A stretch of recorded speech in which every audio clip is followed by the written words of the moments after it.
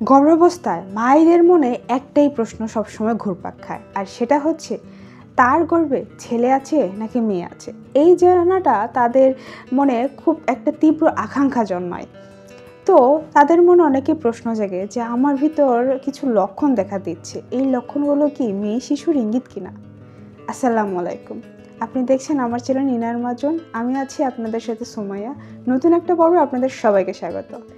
আজকের এই ভিডিওতে আমি আপনাদেরকে জানাবো আমার নিজের অভিজ্ঞতা থেকে কিছু কথা। কারণ আমার গর্ভে কিন্তু মেয়ে সন্তান হয়েছে, আমি একটা মেয়ে সন্তানের জননী। তো আমার মেয়ে যখন পেটে ছিল তার যে কিছু সিমটম ছিল, কি সিমটম ছিল সেগুলো সম্পর্কে আপনাদেরকে টুকিটাকি শেয়ার করব। এছাড়া এগুলো নিয়ে কিছু কুসংস্কার আছে, কিছু বৈজ্ঞানিক ব্যাখ্যাও রয়েছে, সেগুলো আপনাদের সাথে শেয়ার করব। আমার প্রেগনেন্সির পুরো জার্নিটা যদি আপনারা জানতে চান তাহলে কমেন্টস বক্সে জানাবেন, তাহলে এটা নিয়ে অন্য একটা ভিডিও বানাবো। একসাথে যদি ইনক্লুড করি সব, তাহলে ভিডিওটা অনেক বেশি বড় হয়ে যাবে, আর আপনারা এত বড় ভিডিও দেখতে চান না। তো ভিডিওটা কিন্তু শেষ পর্যন্ত দেখবেন, অনেক মায়েরই কৌতূহল যে রয়েছে সেগুলোর উত্তর মিলে যাবে এই ভিডিওর মাধ্যমে। তো আজকের এই বিষয়টা কিন্তু আপনাদের আশা করি খুব ভালো লাগবে। তো ভালো লাগলে প্লিজ লাইক কমেন্ট শেয়ার করে দিবেন। যদি নতুন হয়ে থাকেন তাহলে সাবস্ক্রাইব করে পাশে থাকবেন। তো চলুন মূল আলোচনায় চলে যাওয়া যাক। অনেকগুলো লক্ষণ আছে, চলুন একে একে আপনাদের সেগুলো জানাই। তো প্রথম লক্ষণের কথা যদি বলি, সেটা বমি দিয়ে শুরু করি। তো বমির ক্ষেত্রে কিন্তু অনেককেই বলতে শুনবেন যে যদি গর্ভাবস্থায় খুব বেশি বমি হয় তাহলে গর্ভাবস্থায় কিন্তু মেয়ে সন্তান থাকে। আসলে আমার বেলাও সেটাই হয়েছিল। গর্ভাবস্থায় আমার প্রচণ্ড বমি ভাব হতো, সত্যি কথা বলতে আসলেই অনেক বমি ভাব হতো। আমার ইনফ্যাক্ট মাথা ঘোরাতো, প্রচণ্ড মাথা ব্যথা করতো। আমি তো মাথায় তেল দিয়ে পর্যন্ত রাখতাম যাতে মাথাটা আমার ঠান্ডা থাকে। ইনফ্যাক্ট কপালে মলম দিয়ে পর্যন্ত রাখতাম যাতে মাথাটা ঠান্ডা থাকে। এত পরিমাণ খারাপ লাগতো, মাথা ব্যথা, মাথা ঘোরানো আর বমি ভাব। আমার বমি হয়নি সত্যি কথা বলতে, যেটা যেহেতু আমি একটু বেশি বয়সে বাচ্চা কনসেপ্ট করেছিলাম, সেহেতু আমি মনে করি এই বেশি বয়সে বাচ্চা নেওয়ার কারণে বমির সমস্যাটা আমার হয়নি। যাদের একটু অল্প এজ ও যারা একটু অল্প বয়সে বাচ্চা কনসেপ্ট করেন, তাদের যদি মেয়ে সন্তান থাকে তখন তাদের বেলায় কিন্তু এই বমিটা বেশি হওয়ার সম্ভাবনাটা বেশি থাকে। এটা আমার অভিজ্ঞতা। এছাড়া বৈজ্ঞানিকভাবে আরেকটা কথা আছে, যদি মেয়ে সন্তান থাকে তাহলে কিন্তু হরমোনের পরিবর্তন হয় প্রচুর পরিমাণে। বিশেষ করে এসিজি লেভেলের মাত্রাটা যদি বেশি থাকে তখন কিন্তু গর্ভে মেয়ে সন্তান থাকে। আচ্ছা, এরপরের লক্ষণটার কথা বলি, সেটা হচ্ছে ত্বকের পরিবর্তন, ফেসের পরিবর্তন। তো অনেককেই বলতে শুনবেন যে যদি গর্ভে মেয়ে সন্তান থাকে তাহলে মায়ের সৌন্দর্য কেড়ে নেয়, তাই না? শুনেছেন তো? তো আসলে এটা যে ভুল সেটা বলবো না, এটা অনেকটাই ঠিক। কেননা গর্ভাবস্থায় আপনার যদি গর্ভে মেয়ে সন্তান থাকে আপনার চেহারার উজ্জ্বলতা নষ্ট হয়ে যেতে পারে। আমারও হয়েছিল, তবে খুব একটা হয়েছে সেটা বলবো না, তবে আমার চুল পড়া কিন্তু একদম কমে গিয়েছিল, এটা খুব ভালো একটা লক্ষণ ছিল। তবে ফেস একটু মলিন হয়ে গিয়েছিল, মুখে একটু বুটি দেখা দিয়েছিল। তো ওই তো যেটা হয়, মায়ের সৌন্দর্য মেয়েরা কেড়ে নেয়, আর ছেলের বেলা হয় উল্টা, ছেলে থাকলে মুখের সৌন্দর্য আরও বেড়ে যায়। আচ্ছা, যাই হোক, পরের লক্ষণে আসি। পরের লক্ষণটা হচ্ছে অল্পতেই আবেগপ্রবণ হওয়া। হ্যাঁ, এই জিনিসটা আসলে খুব সিরিয়াস একটা বিষয়, কারণ এই জিনিসটা আমার ক্ষেত্রে হয়েছিল। আমি এমনিতেই খুব ইমোশনাল একটা মানুষ। কোনো কিছু কান্না দেখলে আমি সহজেই কান্না করে ফেলি। এছাড়া এই প্রেগনেন্সির সময়টা তো এটা আরও বেশি সেন্সিটিভ হয়ে গিয়েছিল। কোনো একটা একটু অভিমানের কথা বললে আমার খুব অভিমান পেত, আর সহজে কেঁদে ফেলতাম। বা কোনো একটা কান্নার কোনো কিছু একটা দেখলে আমি খুব সহজে তাড়াতাড়ি কান্না করে ফেলতাম, যার ফলে খুব মন খারাপও হতো। তো ওই যে দাদি নানিরা বা লোকজ মুখে একটা কথা তো আছেই যে যদি গর্ভে মেয়ে সন্তান থাকে তাহলে মায়ের মন খুব নরম থাকে, খুব আবেগপ্রবণ থাকে। সেই জিনিসটা আমার ক্ষেত্রেও হয়েছিল। আমি মনে করি আপনাদের ভিতর যাদের গর্ভে মেয়ে সন্তান রয়েছে তাদের ক্ষেত্রে হয়তো এই লক্ষণগুলো দেখা দেয়। কি দেখা দিচ্ছে না?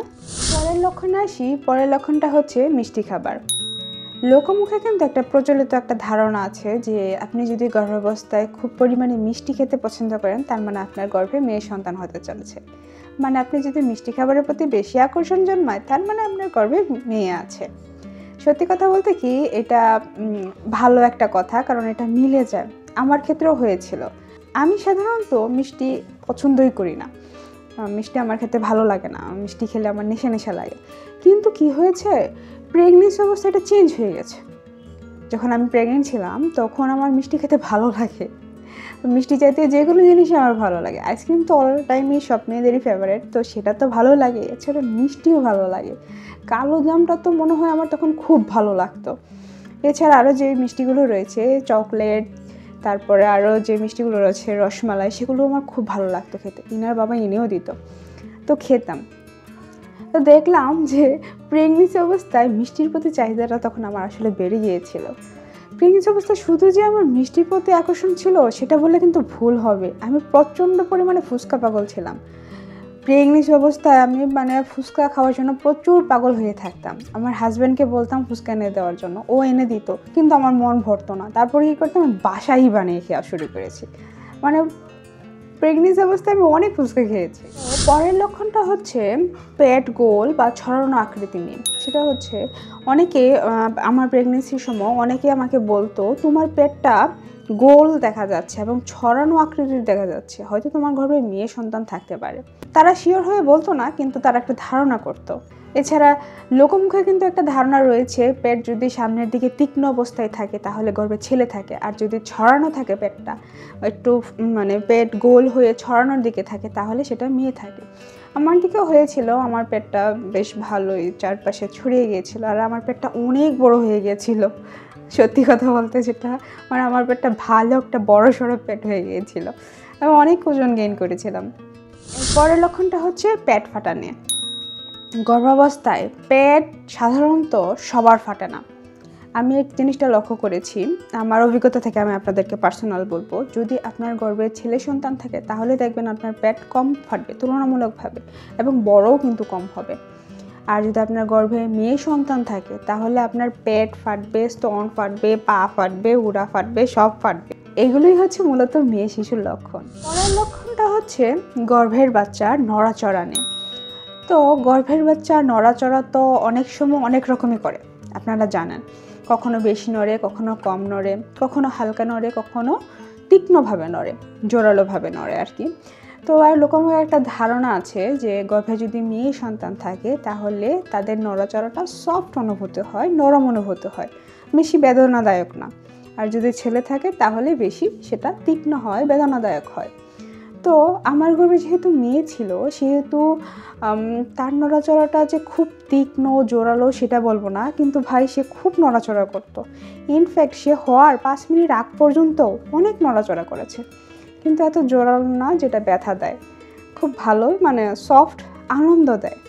যেহেতু মেয়ে বাচ্চারা শান্ত স্বভাবের হয় সেহেতু বলা হয়ে থাকে যে তাদের নড়াচড়াটা একটু মোলায়েম প্রকৃতিরই হবে। তো পরের লক্ষণটা হচ্ছে শরীরের তাপমাত্রা কম অনুভব করা। লোকমুখে একটা প্রচলিত কথা আছে, সেটা হচ্ছে মেয়ে যদি পেটে থাকে তাহলে মায়ের শরীর ঠান্ডা থাকে। সত্যি কথা বলতে কি, আমার শরীরও কিন্তু ঠান্ডা ছিল। আমার এমনিতেই ঠান্ডার সমস্যা অনেক, কিন্তু প্রেগনেন্সি টাইমে এই সমস্যাটা আমার বেশি বেড়ে গিয়েছিল। আমার প্রেগনেন্সি টাইমটা ছিল আগস্ট থেকে এপ্রিল মাস পর্যন্ত। তো এই পুরো জার্নিতে যেহেতু শীতকাল ছিল সেহেতু আমার ঠান্ডাটা লেগেছিল। আর যে মেয়ের কথা যদি বলি তাহলে প্রেগনেন্সি অবস্থায় ঠান্ডার সমস্যা থাকলে মেয়ে হবে, হাত পা ঠান্ডা থাকবে, আপনার শরীর ঠান্ডা থাকবে, তারপর অল্পতেই আপনার ঠান্ডা লাগবে। এগুলোই মূলত হচ্ছে প্রেগনেন্সি অবস্থায় মেয়ে শিশুর লক্ষণ। তো পরের লক্ষণটা হচ্ছে সারাদিন ক্লান্তি লাগবে আর আপনার ঘুম বেশি হবে। লোকমুখে অনেককে একটা কথা বলতে শোনা যায় যে মেয়ে যদি পেটে থাকে তাহলে নাকি মায়েরা বেশি দুর্বল হয়ে থাকে, তাদের খুব ঘন ঘন ঘুম পায়, খুব বেশি ক্লান্ত থাকে। তো আমার ক্ষেত্রে যেমনটা হয়েছিল না সেটা বলবো না, আমার ক্ষেত্রেও হয়েছিল।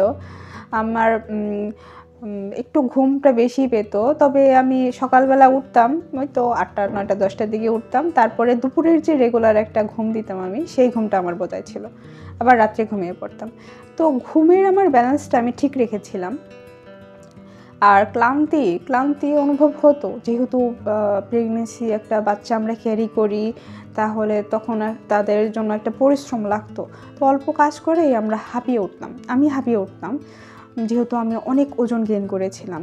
আমি প্রায় 75-এর উপরে ওজন গেইন করেছিলাম। তো দেখা যেত যে অল্প হালকা পাতলা কাজ করে আমি ক্লান্ত হয়ে যেতাম। যদিও আমার এত কাজ করতে হয়নি, আলহামদুলিল্লাহ মায়ের পরিবারে এবং আমার শ্বশুর শাশুড়ির পরিবারে আমি খুব ভালো ছিলাম। পরের লক্ষণটা হচ্ছে আল্ট্রাসোনোগ্রাম করা। আল্ট্রাসোনোগ্রামের মাধ্যমে কিন্তু সত্যিটা ডাক্তারই বলে দেয়। কেননা আমি কিন্তু 5 মাসের সময় আলট্রা করেছিলাম। তো তখন ডাক্তার ম্যাডাম আমাকে নিজে থেকেই বলেছিল আপনাদের গর্ভে মেয়ে হয়ে চলেছে।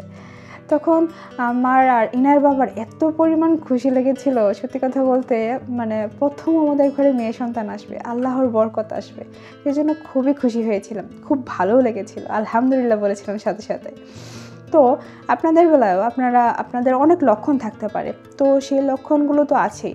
এছাড়া কনফার্ম হওয়ার জন্য কিন্তু অবশ্যই আল্ট্রাসোনোগ্রাম করে নেবেন, এতে নিশ্চিন্ত হওয়া যায়। এই তো ছিল মোটামুটি কিছু লক্ষণ। এইগুলো লক্ষণ থেকেই আসলে বোঝা যায় যে গর্ভের সন্তানটি ছেলে আছে নাকি মেয়ে আছে। তো আমার গর্ভে যেহেতু মেয়ে ছিল, আমার লক্ষণগুলো কী কী ছিল সেগুলোই আপনাদের সাথে শেয়ার করলাম। তো আমার লক্ষণগুলো দেখে সবাই বলেছিল যে আপনার বা তোমার হয়তো মেয়ে হতে চলছে। তো আল্লাহর অশেষ রহমতে আমার কোলে ডেলিভারির দিন আমার কোলে ছোট্ট ফুটফুটে একটা কন্যা সন্তান জন্ম নিয়েছিল।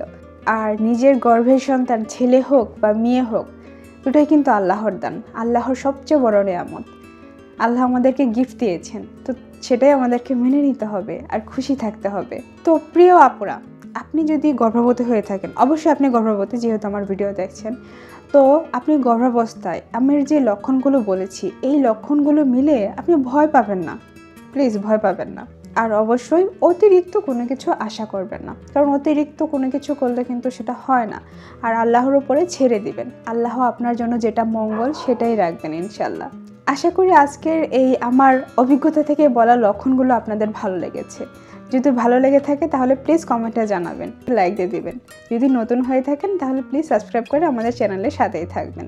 তো আজকের মতো এই পর্যন্তই। ভালো থাকবেন, সুস্থ থাকবেন, নিজের এবং নিজের অনাগত সন্তানের যত্ন নিন। দেখা হবে পরবর্তী ভিডিওতে নতুন কোনো তথ্য নিয়ে আবার হাজির হয়ে যাব ইনশাল্লাহ। আল্লাহ হাফেজ, আসসালামু আলাইকুম।